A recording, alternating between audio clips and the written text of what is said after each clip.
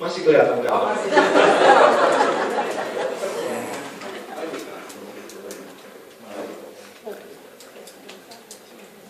Ini panitia mohon maaf karena mereka biasa mencandu di sawah, sehingga kalau mengelola laptop agak kapek.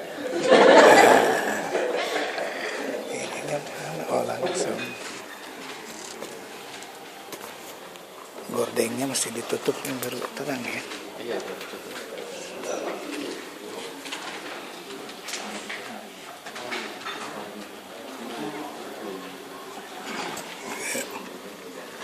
Terang tapi.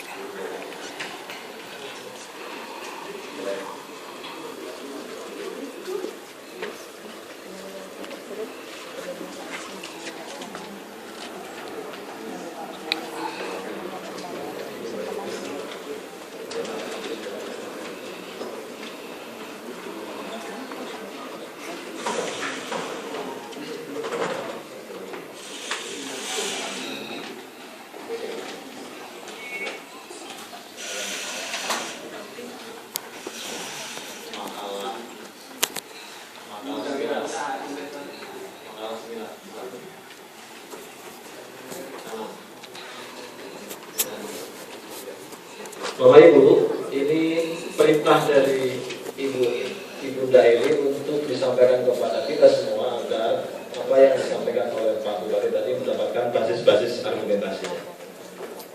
Judul tulisan ini adalah pemuda, saya kira juga pemudi, saya kira juga ibu-ibu dan bapak-bapak, lalu wirausaha, investasi daerah. Jadi bagaimana caranya kita menjadi seorang pemuda atau pemudi, bapak atau ibu yang bergelut dalam wirausaha dan kemudian nanti akan meningkatkan investasi daerah. Next. Nah, kita memiliki satu kondisi yang kira-kira kalau disimpulkan secara ekonomi politik kelembagaan itu nama.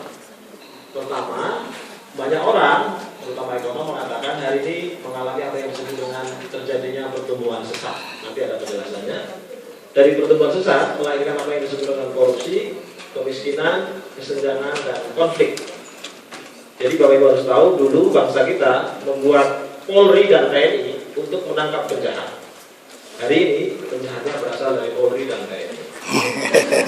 Dulu kita sebagai sebuah negara merdeka melahirkan institusi pengadilan yang bertugas melahirkan hakim-hakim untuk mengadili para tersangka dan terdakwa. Hari ini tersangka dan terdakwanya banyak sekali dari hakim dan jaksa.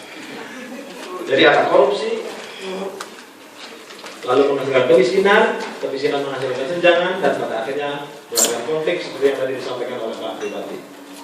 Menurut catatan Kompas, sekarang setiap hari itu terjadi konflik yang berbasis dari agama, suku, sekolah, ideologi, ekonomi, dan umur.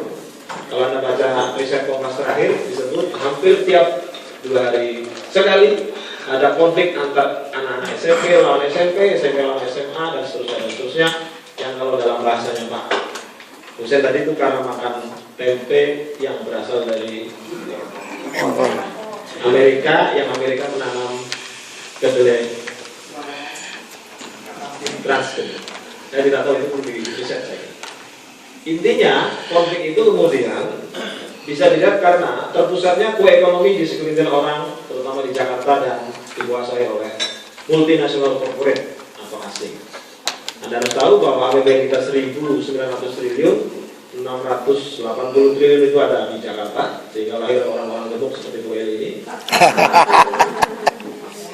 Kemudian 400 triliun untuk dikembalikan ke utang, ke luar negeri. Yang ke daerah itu jatuhnya cuma 250 triliun, dan ke Jawa Tengah itu sekitar 18 triliun, ke Kabupaten Banyumas itu cuma 1,8 triliun. Sehingga lahirlah Bapak Ibu yang kurus-kurus, keping-keping. Jadi kita masih mengalami apa yang disebut dengan centripetal economic di Jakarta. Pada saat yang sama kita masih memuja pasar dan anti konstitusi. Memuja pasar itu artinya ketika kita nggak punya bawang, bukannya mendorong orang menanam bawang, tapi mengimpor. Ketika kita tidak punya garam, padahal kita memiliki pantai terpanjang di dunia dan di akhirat, yang kita lakukan adalah mengimpor garam. Karena itu struktur ekonomi yang kita miliki adalah struktur ekonomi kolonial. Kalau Bapak Ibu